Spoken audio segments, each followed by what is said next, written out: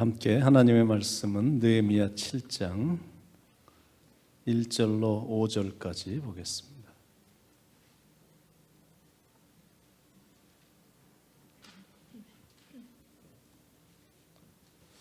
느헤미야 7장 1절로 5절 735면에 7장 1절로 5절 제가 봉독하겠습니다.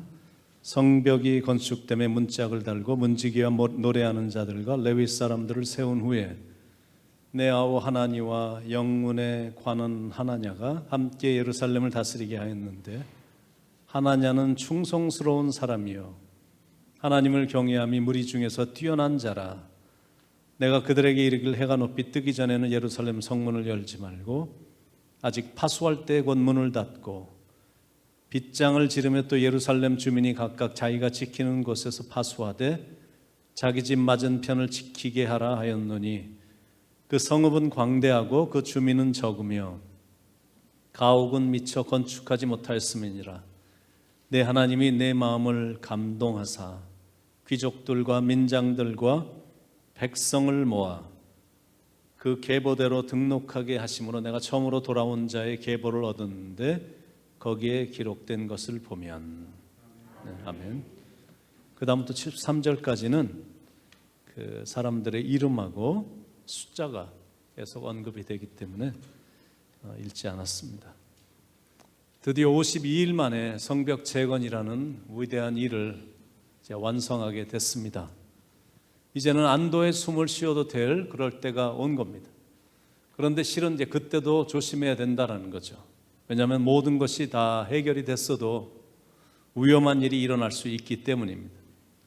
어떤 것을 이렇게 쌓는 것보다 이제 그걸 지켜나가는 게 실은 더 중요하고, 또 실은 그 부분이 또 힘든 부분이기도 합니다. 사업도 이렇게 보면 성공을 거둔 후가 더 위험한 순간입니다. 목표가 달성되고 계획됐던 모든 것들을 끝마치게 됐을 때가 더 크게 넘어질 수 있고, 자칫 잘못하면 완전히 쓰러질 수 있는 순간이 될 수 있기 때문입니다. 일이 끝난 후에 관리를 잘못해서 문제가 더 커지는 경우들이 참 주위에 보면 많습니다. 대체적으로 이렇게 모든 일을 끝내게 되면 끝낼 때까지는 합심도 잘 되고 영성도 깊고 모든 것이 다 좋았는데, 어떤 그 목표가 딱 달성됐다고 생각이 들면 열성도 많이 식어지고 또 영성도 식어지고 또 일들이 흐지부지 되는 경우들이 지금 꽤 있습니다. 그러니까 그때가 진짜 위험한 때고, 그때 실은 더 긴장을 해야 되는 때다라는 것. 그러지 않으면 그동안 고생한 것이 다 수포로 돌아갈 수 있기 때문입니다. 교회도 건축할 때 보면 굉장히 서로 은혜롭게 마음도 하나가 돼서 잘 되다가 막상 이렇게 건축이 끝나고 나면 문제가 더 많아지는 경우들이 참 많습니다.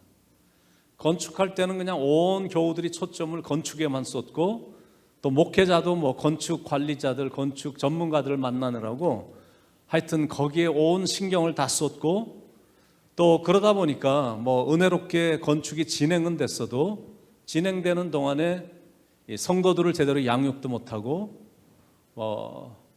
그냥 건축에만 계속 신경을 쓰다 보니까 또 전교인들이 기도도 소홀히 하고, 그래서 건축은 잘 끝나도 건축이 다 끝난 후에 오히려 교회 전체가 흔들리고 싸움판이 되는 경우들도 꽤 있습니다.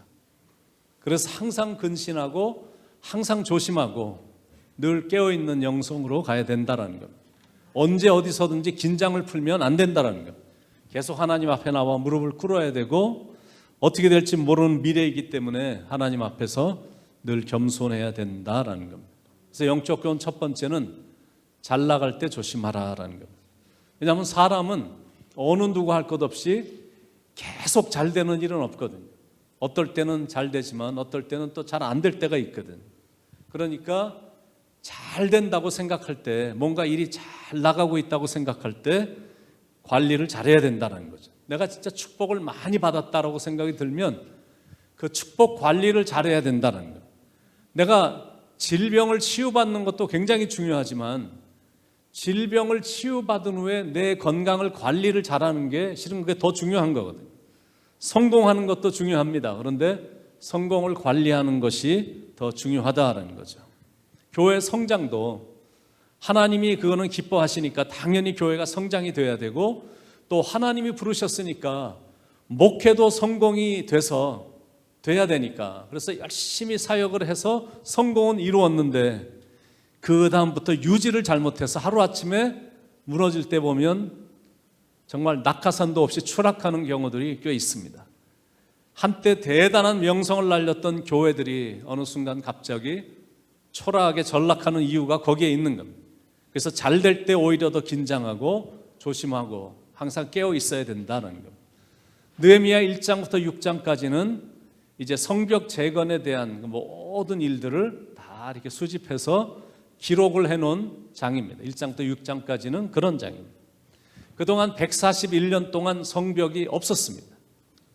And yet in 52 days, 52일 만에 by the grace of God, 하나님의 은혜로 God used Nehemiah, 하나님께서 느헤미야를 사용해 주셨고, and then God used people to build the wall of Jerusalem, 예루살렘의 성벽을 이렇게 재건하는 그 일에 하나님께서 이렇게 느헤미야를 들어 쓰시고, 또 느헤미야를 중심으로 온 백성들이 모여서 이 성벽 재건 공사에 아주 최선을 다해서 열심히 일을 함으로 이게 이제 완전히 완성이 되는 그런 기록을 1장부터 6장까지 우리는 그동안 봤습니다.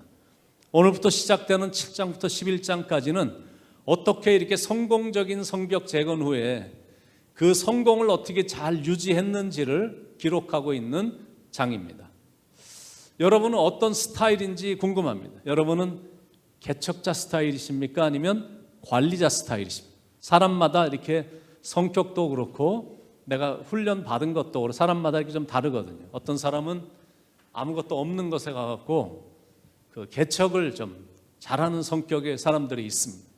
개척을 잘해서 이렇게 어느 정도 올려놓는데 그 다음 이제 관리는 조금 약한 점이 있고, 어떤 사람은 이렇게 모든 거를 다 이렇게 이룬 다음에 그 다음에 와서 이렇게 관리를 또 잘하는 사람이 있어요. 개척 같은 거는 엄두가 안 나는데 이미 이루어진 것을 잘 유지시키는, 그 관리하는 걸 또 잘하는 스타일이 있습니다. 여러분 어떤 스타일인지 모르지만 아마 대부분 둘 중에 하나거든요. 그런데 우리가 느헤미야를 위대한 훌륭한 그 리더로 보는 이유가 뭐냐면 이 두 가지 스타일이 느헤미야에는 있었습니다. 개척자의 스타일도 있었고, 게다가 또 이렇게 관리를 또 잘하는 리더십 스타일도 갖고 있었기 때문에 우리는 느헤미야를 훌륭한 리더로 봅니다. 그래서 빠른 시간 안에 성공도 거두었지만 그 성공을 유지할 수도 있었다라는 것. 그래서 오늘은 그 성공을 거두었던 느헤미야가 어떻게 계속해서 성공을 유지해 나가는지 그 비결을 오늘 배우기를 원합니다. 첫 번째, 어떻게 성공한 것을 끝까지 잘 유지했을까? 끝까지 방심하지 않음으로 성공을 잘 유지했습니다. 느헤미야는 대적들의 끊임없는 공격 앞에서도 전혀 흔들리지 않았습니다. 그것뿐만이 아니라 반대 세력의 공격, 반대 세력의 이 인신 공격, 거짓된 소문과 비난과 그리고 음모와 이런 많은 것들이 있었지만 흔들림이 없었을 뿐만 아니라 전혀 공사에 차질이 없이 백성들과 함께 이 공사를 계속 진행시켰다는 거예요. 그래서 52일 만에 대기록을 세운 겁니다. 그러나 느헤미야는 거기서 만족하지 않고 후속 관리에도 신경을 썼다라는 거죠. 왜냐하면 성벽을 잘 지었다 할지라도 그 다음부터 사람을 잘 관리하지 못하면 언제든지 큰 위험에 빠질 수 있기 때문에 그렇습니다. 교회가 든든해졌다는 생각이 들어도 지도자는 안심할 수 없다는 거예요. 왜냐하면 악한 사탄의 계교는 전혀 중단이 되지 않기 때문에.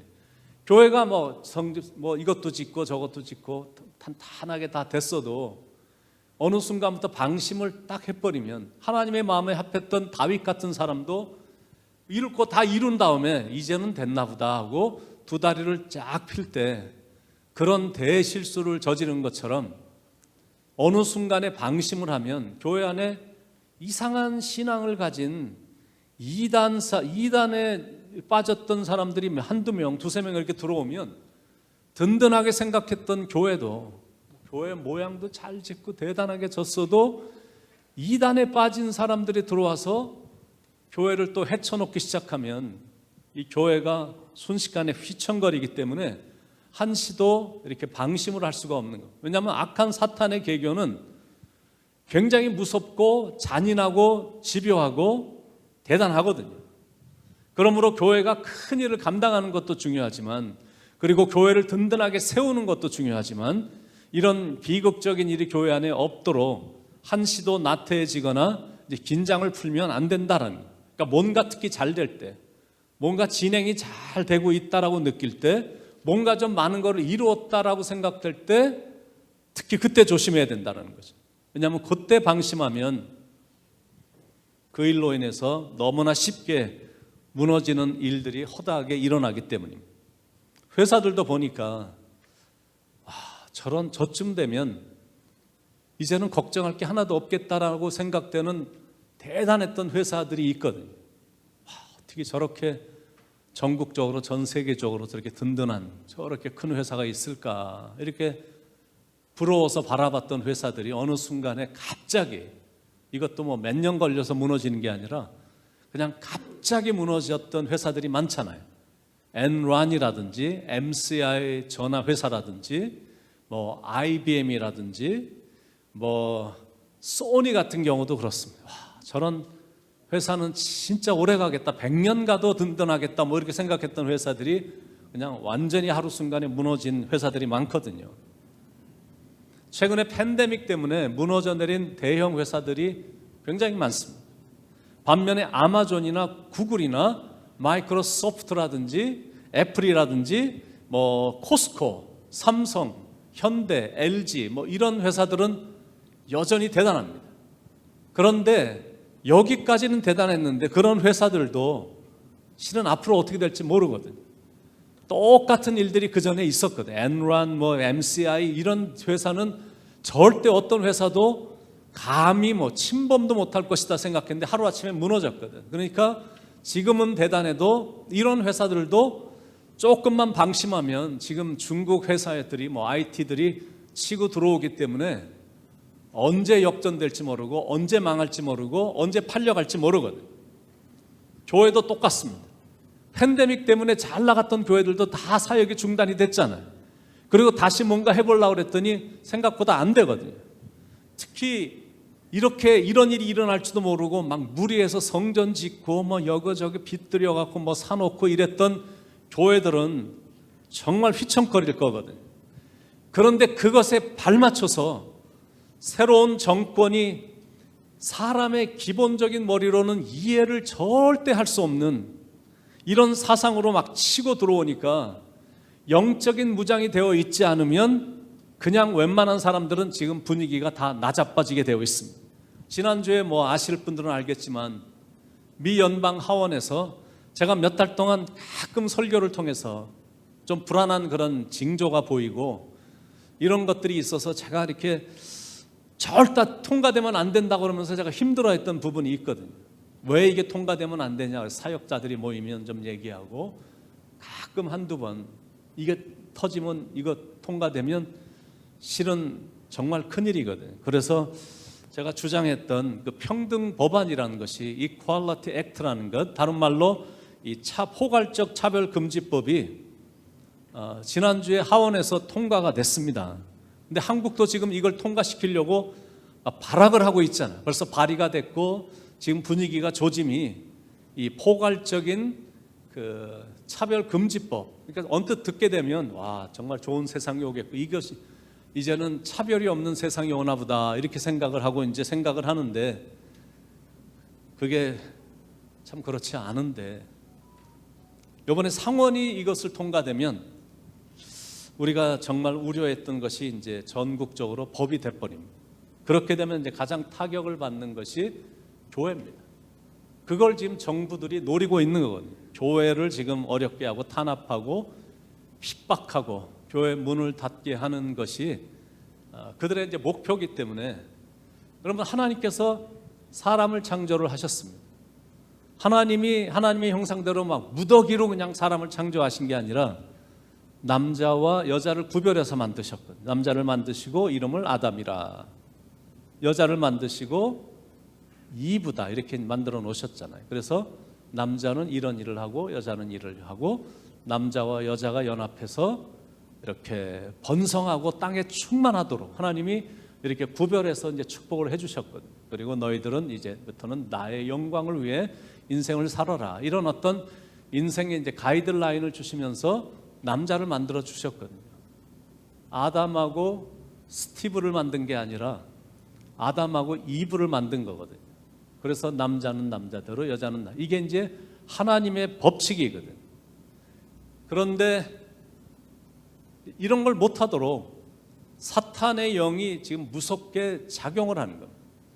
이 법은 이제 평등이라는 말로 이 국민들의 기본권과 자유권을 그냥 빼앗아 가는 겁니다.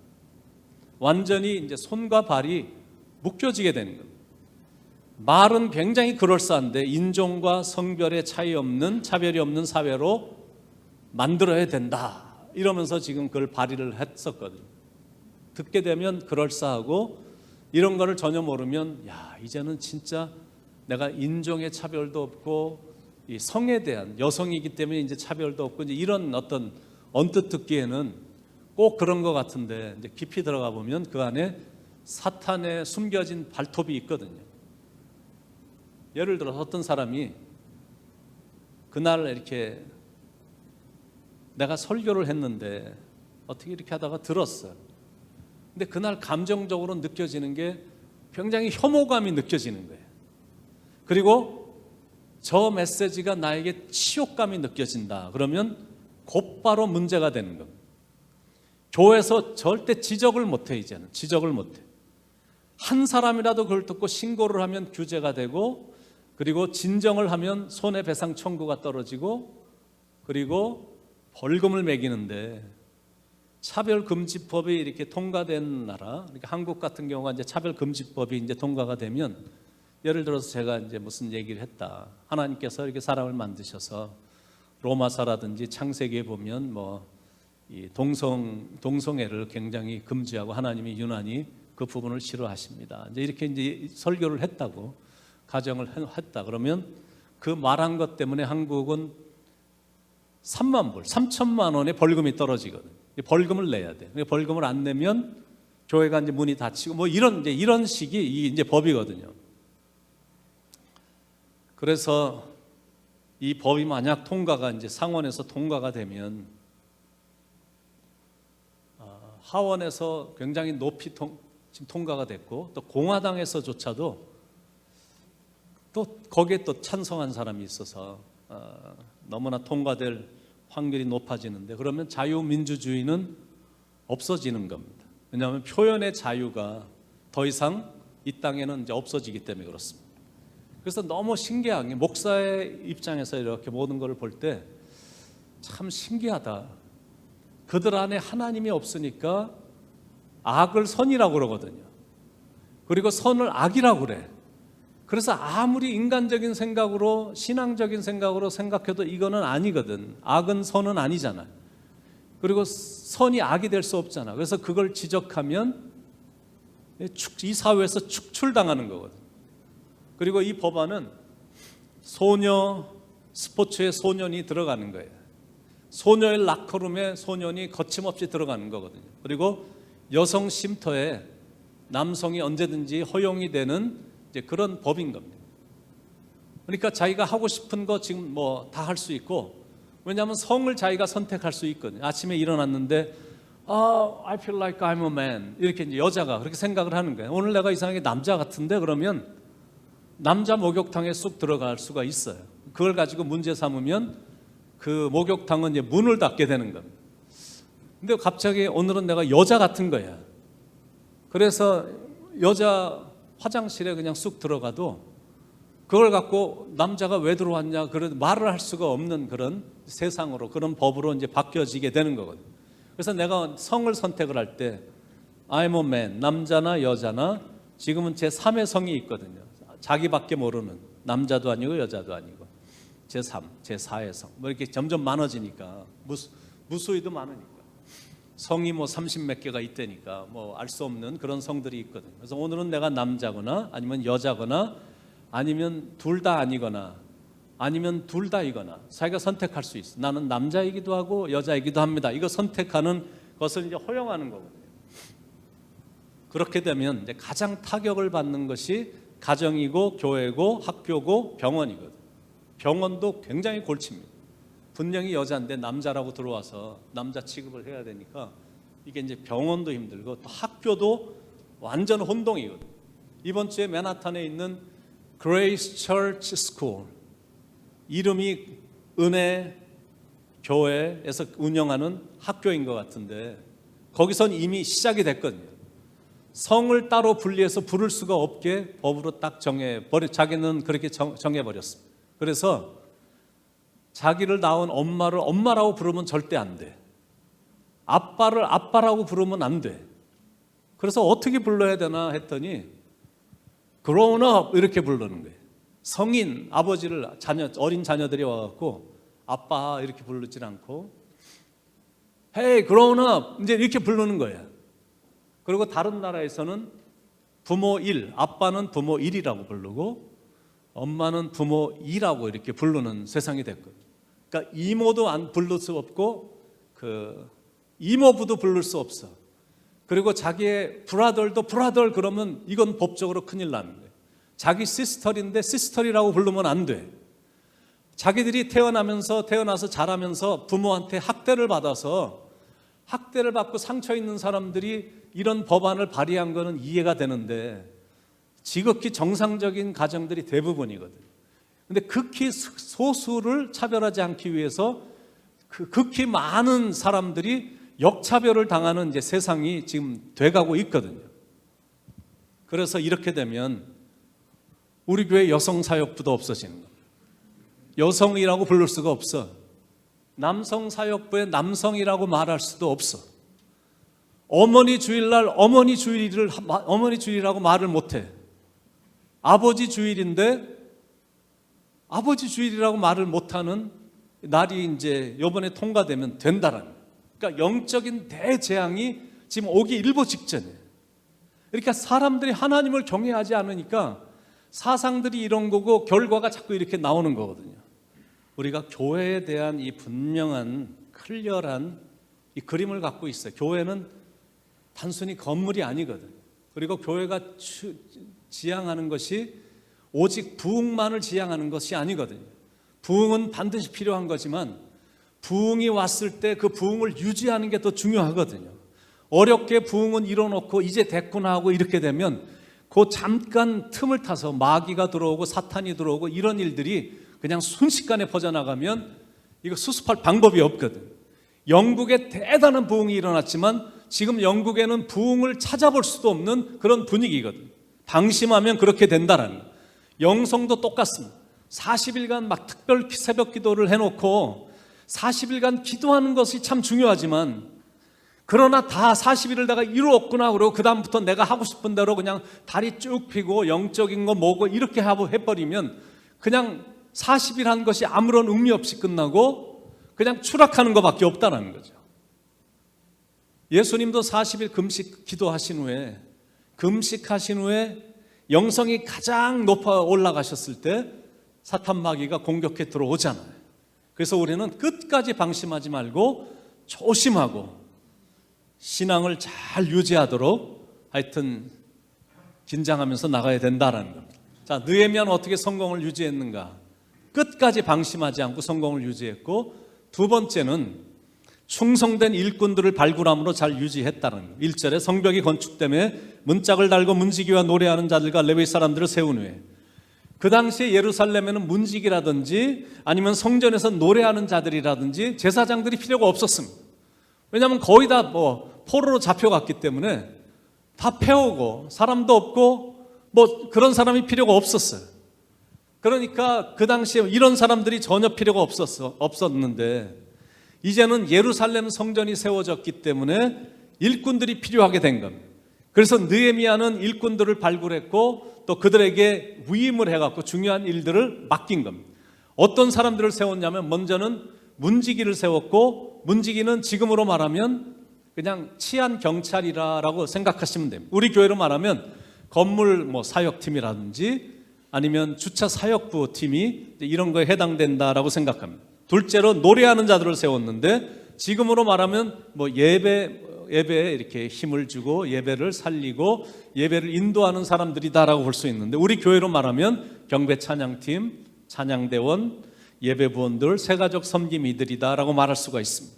셋째로 레위 사람들을 세웠는데 제사장들을 도와주는 사람, 우리 교회로 말하면 운영위원들이고 행정임원들이고 재정부원들, 샘물 인도자들이다라고 말할 수가 있습니다. 느헤미야는 이렇게 영적으로 온전히 선 사람들을 적재적소에 지금 배치를 시키는 겁니다. 서로가 팀이 돼서 함께 일을 하게 한 것이다라는 것. 이게 바로 느헤미야가 성공을 유지할 수 있었던 비결이다. 자기 혼자 일하지 않고 서로 같이 일을 하는 것. 지금으로 말하면 팀 사역을 했다는 것. 느헤미야는 모든 것을 다 혼자 할 수 있도록 탁월한 지도자였지만 혼자 일을 하지 않고 같이 일을 했다는 거죠. 그러나 그렇다고 해서 사람을 세울 때 아무나 세운 것이 아니다라는 거예요. 사람을 세울 때 자격 조건에 따라 세웠는데 첫 번째 이런 자격을 가진 사람, 하나님께 충성을 다하는 사람, A man who was faithful to the Lord, 하나님께 충성을 다하는 사람. 두 번째는 하나님을 경외하는 사람, A man who was fearful of the Lord, 하나님에 대한 그 경외함이 있는 사람을 뽑았다라는 거죠. 2절에 보시면 내 아우 하나니와 영문에 관한 하나냐가 함께 예루살렘을 다스리게 하였는데 하나냐는 충성스러운 사람이 하나님을 경외함이 무리 중에서 뛰어난 자.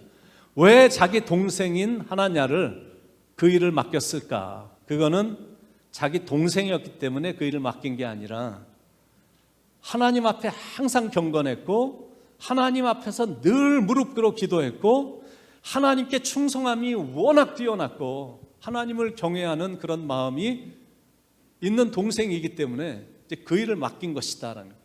그러니까 하나님의 일을 맡길 땐 이렇게 하나님을 정말로 경외하고 하나님께 충성을 다하는 사람을 발굴해서 세우는 게 이게 중요하다라는 거예요.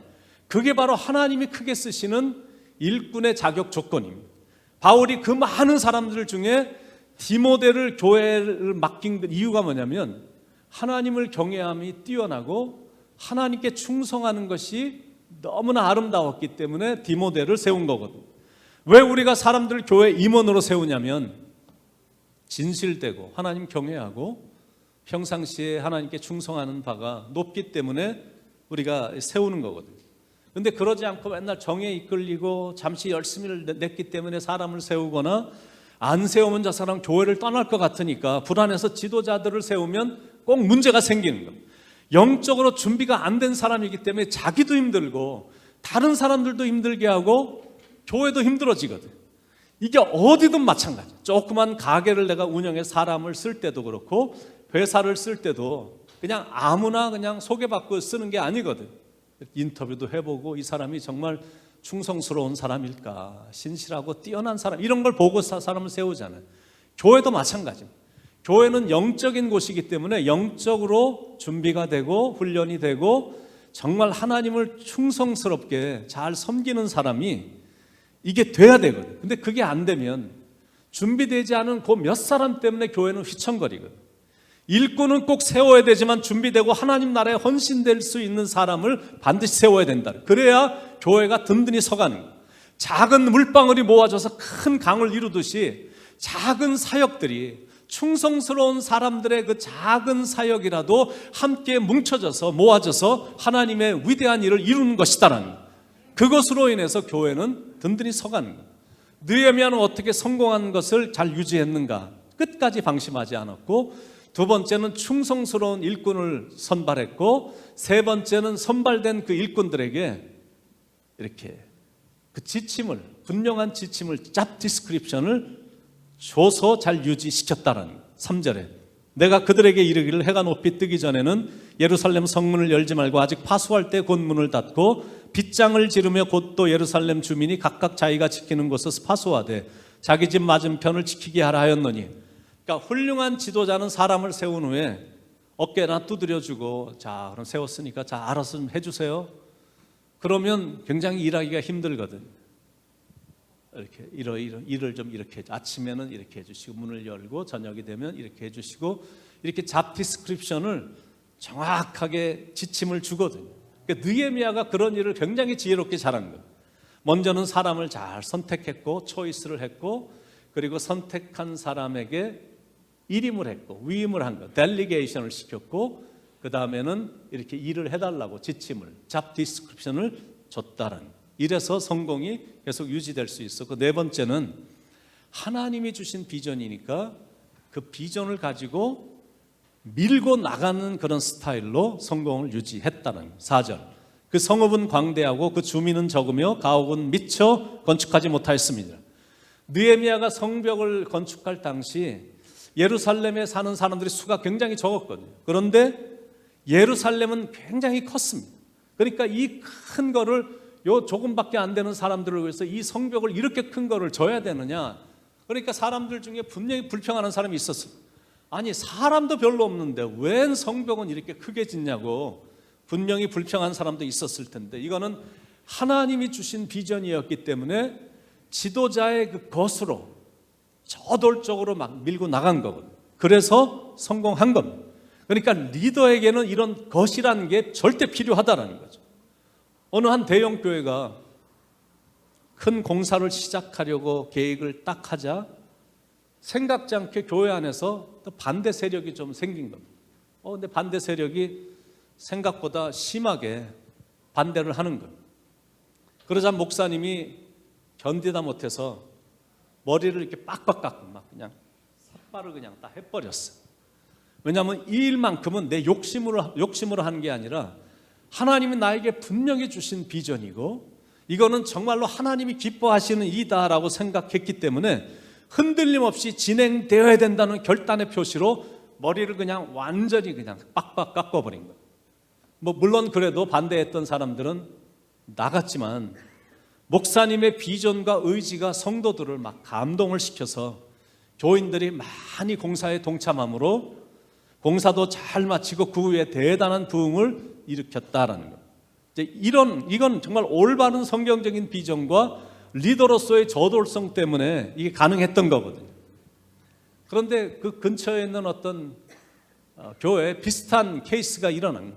건축을 막 하려고 그러는데 반대에 부딪힌 것. 그래서 목사님이 머리를 막 삭발을 한 거예요. 빡빡 깎았어요. 그랬더니 교인들이 우리 목사님 정신병자라고 쫓아냈다는 거예요. 여러분 이런 거는 아무나 흉내낸다고 되는 게 아니거든요. 먼저는 하나님이 주신 분명하고도 확실한 비전이 있어야 되고 둘째는 비전이 너무너무 확고하고 분명하기 때문에 흔들림 없는 이 결단력이라든지 어떤 저돌성이라든지 어떤 그런 의지가 있어야 돼요. Leader needs unshakable God. 절대 흔들리지 않는 그런 것이 있어야 되거든요. 그리고 하나님이 주시는 지혜도 절실히 필요합니다. 왜냐하면 모든 걸 무대포로 밀고 나간다고 해서 이 시대에 그게 되는 게 아니기 때문에 그렇습니다. 하나님의 일은 하나님이 주시는 지혜로 지혜롭게 해야 된다는 거예요. 그러니까 성전 건축도 굉장히 중요하지만 그러나 성전 건축으로 그게 끝난 게 아니거든. 만약 그렇다면 느헤미야는 6장으로 다 끝났어야 됩니다. 느헤미야의 위대함은 어디에 있냐면 성벽 재건에 있지 않고 하나님이 주신 그 비전을 붙잡고 나갔다는 이게 이제 더 중요하거든요. 느헤미야가 갖고 있었던 비전은 성벽 재건을 하는 비전이 있었지만 왜 성벽 재건을 하느냐 그걸 알아야 되거든요. 이 성전 안에 하나님을 진실로 예배하는 예배자들로 가득 차게 만들겠다라는 그런 비전이 있었기 때문에 그거를 밀고 나간 거거든요. 바로 이 비전이 우리도 가져야 될 비전이다라는, 주님의 전을 가득 메우겠다라는 그런 비전이고, 교회 안에 있는 성도들을 그리스도의 참다운 예수 그리스도의 제자로 만들겠다라는 비전이 필요하다라는 거예요. 예루살렘 성 주변에는 사람들이 별로 살지 않았거든요. 많은 사람들이 포로로 끌려갔거나 다른 곳으로 살 곳이 못 되니까 이주했기 때문이에요. 그러니까 성 안에 이 방어 자체가 문제가 있는 겁니다. 그 문제를 해결하기 위해 뛰어난 리더였던 느헤미야가 인구 조사를 했다는 거예요. 5절에 내 하나님이 내 마음을 감동하사 귀족들과 민장들과 백성을 모아 그 계보대로 등록하게 하시므로 내가 처음으로 돌아온 자의 계보를 얻었는데 거기에 기록된 것을 보면, 그리고 나서 6절부터 73절까지는 사람의 이름이 수도 없이 많이 나옵니다. 이거는 과시하려고 적어놓은 게 아니라 백성들을 정확하게 파악한 후에 잘 관리하기 위해서 하나님께서 느헤미야의 마음을 감동시키셔서 이제 인구 조사를 실시하게 하신 것이다. 처음에 나오는 목록은 포로로 잡혀갔다가 되돌아온 사람들의 명단이 쭉 나오고, 그 다음에 목록은 포로로 잡혀갔다가 돌아와서 성벽 재건에 동참했던 사람들의 명단들이 쭉 나옵니다. 그러다가 마지막 부분에 가보면 나오는 내용이 뭐냐면 그들이 하나님께 드린 물건의 내용들이 나옵니다. 여기서 우리는 놀라운 사실을 발견하게 되는데, 느헤미야의 비전을 백성들이 자기 비전으로 삼자 하나님께 기쁨으로 바치기 시작했다라는 거예요. 70절로 73절에 어떤 족장들은 역사를 위하여 보조하였고 총독은 금천 드라크마와 대접 50과 제사장의 의복 530벌을 보물 곳간에 드렸고, 또 어떤 족장들은 금 2만 드라크마와 은 2200만회를 역사 곳간에 드렸고, 그 나머지 백성은 금 2만 드라크마와 은 2000만회와 제사장의 의복 67벌을 드렸느니라. 이와 같이 제사장들과 레위 사람들과 문지기들과 노래하는 자들과 백성 몇 명과 느디님 사람들과 온 이스라엘 자손이 다 자기들의 성읍에 거주하였느냐. 그러니까 느헤미야 5장에 보면 우리가 이미 공부했잖아요. 먹을 음식도 없다고 불평했고 세금 낼 돈이 없어서 막 정말로 힘들었던 그런 장면을 우리가 다 공부를 했는데, 근데 지금은 막 헌금을 막 넘칠 정도로 드리는 분위기가 됐다는 거예요. 날마다 쓸 것의 일부를 떼어서 성전에서 노래하는 자들과 문지기들에게 나누어 줄 정도로 여유가 넘치게 됐다는 거예요. 그래서 영적 교훈 두 번째, 하나님의 비전이 자기 것이 되면 하나님께 기쁨으로 드린다라는 거예요. 영적 교훈 세 번째, 그래서 하나님의 일은 하나님의 감동하심이 있어야 된다라는 거죠. 하나님께서 감동을 주시니까 그 백성들이 그 비전에 막 기쁨으로 동참을 하는 거예요. 하나님이 감동을 주셔서 즐겁게 하나님의 일을 했더니 하나님의 능력이 그들에게 임하는 거예요. 하나님의 능력이 임하니까 당연히 이런 좋은 결과가 나타났다라는 거예요. 결국 인구조사는 유다가 새롭게 일어나는 국력이 된 겁니다. 그 일로 인해 유다는 새로운 역사를 쓰게 됐다라는 거죠. 그래서 오늘 말씀의 결론입니다. 교회는 사랑입니다. 제가 그동안 목회하면서, 모자이크 교회에서 목회하면서 참 자주 말했던 생각이 드는데, 여러분, 교회는 절대 건물이 아닙니다. 교회는 사람입니다. 그러므로 교회는 바로 여러분이 교회입니다. 제가 강조 많이 했죠. 그게 참 맞는 말이거든요. 그런 뜻에서 교회는 헌금이 증가하는 것보다 사람의 숫자가 증가하고 또 그리스도의 제자들이 증가해야 된다는 거예요. 왜냐하면 돈보다 사람이 더 중요하기 때문이고, 준비된 충성된 하나님의 사람이 가장 중요하기 때문에 그렇습니다. 그러니까 교회는 한때 좋았었는데 이런 말을 자꾸 들으면 안 돼요. 시작할 때 좋았는데, 맨날 거기에 과거에만 묶여 있으면 안 되고, 과거가 좋았으면 지금도 좋아야 되고, 그리고 나중에는 지금보다 더 좋은 교회가 되어야 되거든요. 우리가 느헤미야 7장을 통해서 배울 수 있는, 특히 느헤미야를 통해서 배울 수 있는 몇 가지는, 첫째는 느헤미야의 열정. 여전히 방해 세력은 남아 있었어도 하나님에 대한 열정은 식지 않았다라는 거예요. 그 열정을 우리가 배우자라는 거예요. 두 번째는 성전 회복에 대한 꿈과 그 일에 대한 아름다운 헌신인데, 문지기를 두어 성을 지키게 하고 인구조사를 통해 예루살렘 성에 활기를 되찾고자 하는 이런 헌신, 거기에 막 사람들이 헌신하면서 동참하고 막 헌금을 드리고 자기의 막 삶을 드리는 이런 헌신, 우리도 이런 헌신을 좀 배워보자라는 거. 세 번째는 하나님 나라의 확장을 위해서라면 새로운 일을 계획하고 추진하는 신선함입니다. 변화를 두려워하지 않는 리더, 변화를 거부하지 않는 성도, 이것이 합해지면 그 교회가 건강한 교회가 되는 거거든요. 그 교회가 하나님이 감동하시는 교회가 된다는 거예요. 그래서 바라기는 우리 뉴욕 모자이크 교회가 그런 교회가 되길 간절히 바랍니다. 하나님의 일에는 열정이 있고, 어떤 일에든 이게 하나님의 일이라면 헌신할 각오가 있고, 어떤 변화도 두려워하지 않으며 한번 시도해보겠다라는 개척자의 마음을 갖고 뛰는 것, 이런 마음을 갖고 우리가 교회를 섬긴다면 세월이 흐를수록 우리 교회는 좋은 교회를 뛰어넘어 하나님의 마음에 합한 위대한 교회가 될 줄로 믿습니다. 같이 기도하겠습니다.